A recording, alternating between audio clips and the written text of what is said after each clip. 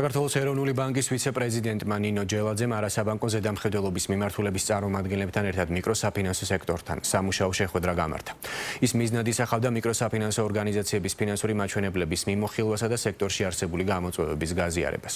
შეფასდა მიკროსაფინანსო სექტორის განვლილი პერიოდის საქმიანობა და დაისახა სამომავლო თანამშრომლობის პერსპექტივები. შეხვედრაზე მხარეებმა მიკროკრედიტის ლიმიტის გაზრდასთან და დამატებით მოთხოვნების დაწესებასთან დაკავშირებულ საკანონმდებლო ინიციატივაზე იმსჯელეს. საუბარია მიკროსაფინანსო ორგანიზაციის საზედამხედველო კაპიტალთან დაკავშირებულ სიახლეებზე.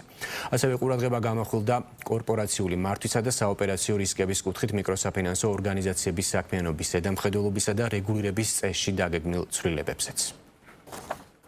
Დავანდელი შეხვედრის ფორმატში განხილული იყო საკანონმდებლო ცვლილება მიკროკრედიტის ლიმიტის გაზრდასთან დაკავშირებით და დამატებითი მოთხოვნების დაწესებასთან დაკავშირებით მიკროსაფინანსო ორგანიზაციების საზედამხედველო კაპიტალთან მიმართებაში. გარდა ამისა, განხილული იყო მოსალოდნელი ცვლილებები მიკროსაფინანსო ორგანიზაციების რეგულირების და ზედამხედველობის წესში, რომელიც ეხება კორპორაციული მართვის და საოპერაციო რისკების მართვას. აღნიშნული ცვლილებების მიზანია მოხდეს მიკროსაფინანსო ორგანიზაციებში ჯანსაღი კორპორაციული კულტურის დანერგვა, რომელიც ხელს შეუწყობს სექტორის კონკურენტუნარიანობის ზრდას და სექტორის მიმართ ნდობის გაძლიერებას.